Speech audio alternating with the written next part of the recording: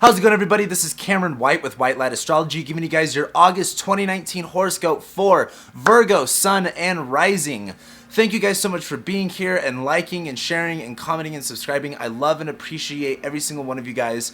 We are ending July and starting August off with the new moon in Leo and Mercury finally stationing direct. Now, this new moon is happening in your 12th house, and at this time, we'll have the Sun still in Leo, Mars and Venus both in Leo as well in your 12th house. And the 12th house is a weird area.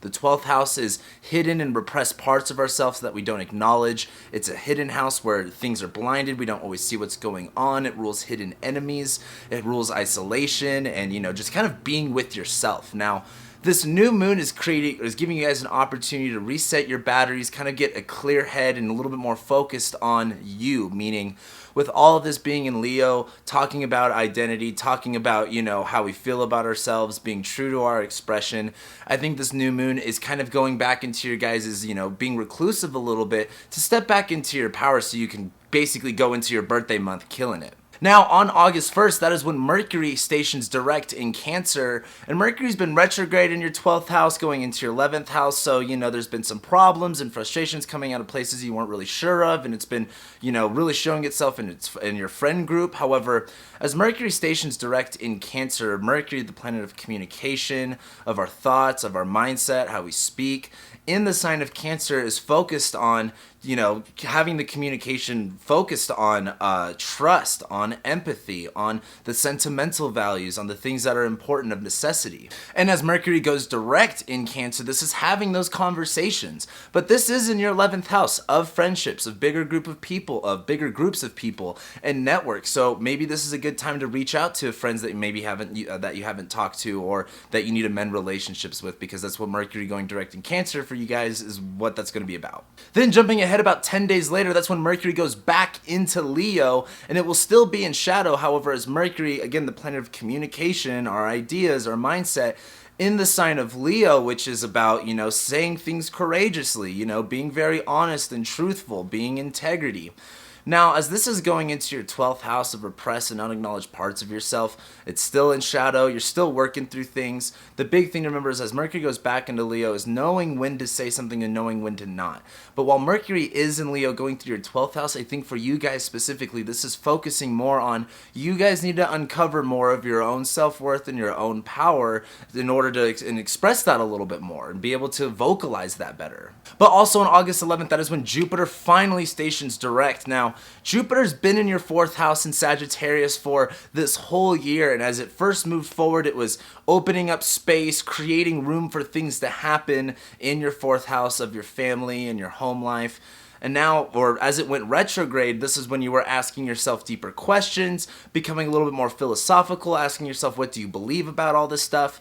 And as Jupiter finally starts to move forward and go direct, this is when Jupiter will start bringing in better opportunities, more abundance, more good luck, more fortune, all of those Jupiter things. And that's going to be reflected in your 4th house of your home and your family life and your parents and where you center yourself. So Jupiter going direct is definitely going to kickstart you guys feeling a little bit better about what's going on with your living situation. Then on August 14th, that is when Venus conjoins the Sun in Leo. And this is important because right now Venus is on the other side of the Sun. She's as far away as she's going to get. Venus, the planet of love and value, relationships, bringing things together, connecting and indulging. While Venus is in the sign of Leo, where Leo's looking to be validated, brought into the spotlight, brought to attention, and, encouraged to, act out of its greatest self, while Venus is conjoining the Sun, this is where Venus kind of gets purified by fire and gets cleansed out. Venus starts to feel a lot more confident, a lot more pure, a lot more, capable of. And while Venus is in Leo conjoining the Sun, this is happening in your 12th house, again, of repressed and unacknowledged parts of yourself, being isolated, hidden enemies.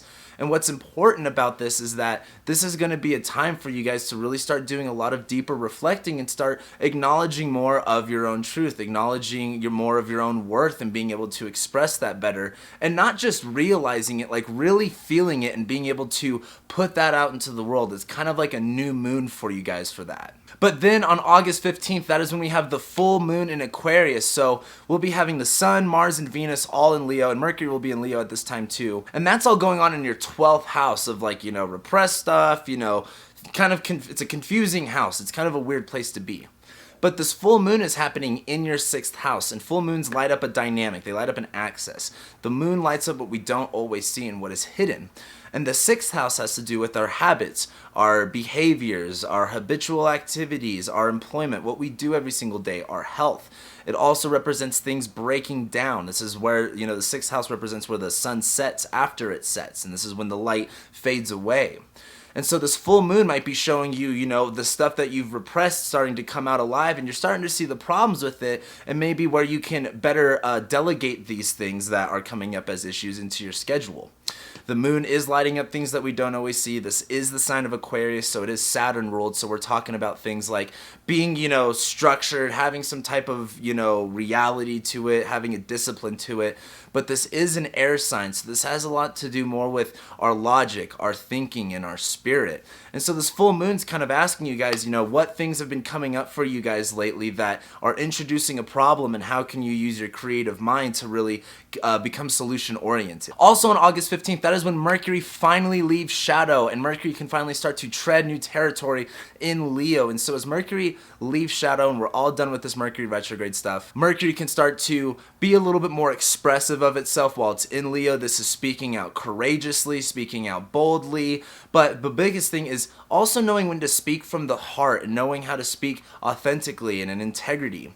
While Mercury's in your 12th house, this may be also still a time of, still trying to wrap your head around what exactly to say and when to say it, and that's okay. But while Mercury's in Leo, Mercury, the planet of our mindset and how we're thinking, this is a big time to really start working and thinking better things about yourself of like, hey, I've got the power to do this, I've got the capability of doing this, and feeling more confident in your own self-worth. Then on August 18th, that is when Mars moves into Virgo. And now we have Mars, the planet of our action and our drive, our intentions, and how we're doing things, going into the Mercury-ruled sign, your guys' sign, Virgo, which you guys should know all about.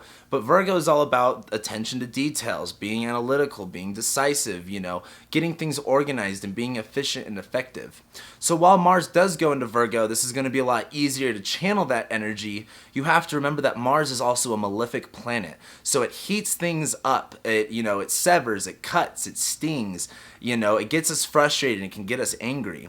And so while Mars is in Virgo, this can be kind of getting frustrated and angry at the specific things and kind of overwhelmed at all the little, tasks that need to be accomplished. But Mars is going into your 1st house of your sense of self, of your personality, of your body.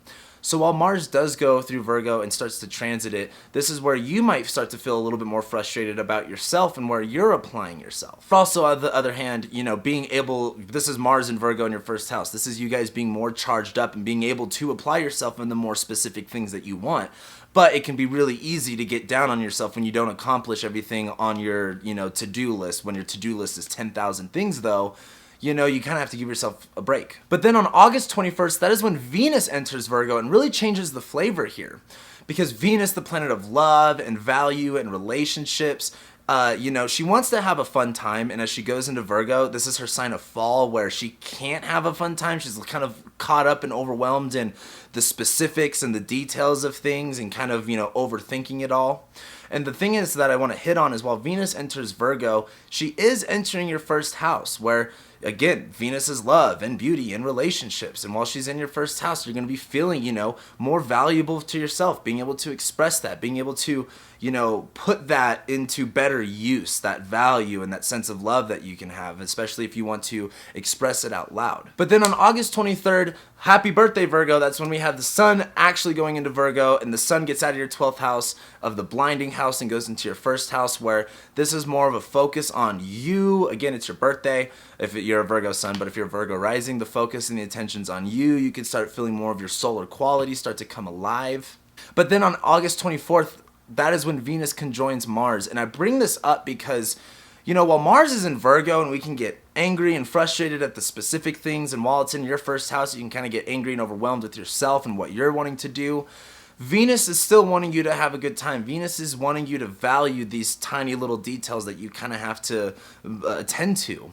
And while Venus is conjoining Mars, Mars has all this ability to focus on the specifics, get these things done. Venus is like, hey, if you're going to do all these things, don't do a half-assed job. Enjoy every step of the way. You know, I made this in one of the horoscopes I just did, but, you know, change isn't overnight. You don't just do a 180 like that. You got to go 1 degree at a time, and while you're going to go through each degree, while you're going to take each step, it's about enjoying and finding and experiencing the value of taking those steps. And then on August 29th, that is when we have Mercury finally entering Virgo. And this is really good because, of course, Virgo's ruled by Mercury, and we have Mars and Venus and the Sun all in Virgo. Mercury, the planet of communication, of messages, our thoughts, our ideas, how we express, is in its home sign where it can start to actually get some things done. It can actually be an effective communicator. It can do things efficiently, and it can organize and plan and have a better mindset around things. So while Mercury transits your first house, this is going to be a lot easier time for you guys to express yourself, say what you need to say, and say it in the way that you want to, because Virgo risings always have a beautiful way with words. But as Mercury starts to transit Virgo, this is also a good time of just getting organized and clear on not only like who you are, what you want, what you're doing, and all of the specifics. But then on August 30th, that is when we have the new moon in Virgo. And now we have the Sun, Moon, Mercury, Venus, Mars, all of the personal planets in your first house. You are going to be feeling yourself by the end of August. And this is positive because you guys probably need that. However, as all these things are in your first house and we have this new moon, it can be overwhelming with all of the tiny details and all the things that are kind of getting to you and all of the energy that's just being put on you. This new moon's a good time to like relax yourself, get focused on what needs to be accomplished and when. All of this stuff in Virgo is going to be trining Saturn and trining Uranus, so there's a lot of constructive energy here for you to build upon. However, it's up to you to be able to take on all of the tasks one at a time and not get overwhelmed with them, and I think that's the challenge for you guys for your birthday month or for September if you're just Virgo rising. So with that being said, thank you guys so much for being here and liking and sharing and commenting and subscribing. I'd love and appreciate every single one of you guys, and I'll be seeing you next month.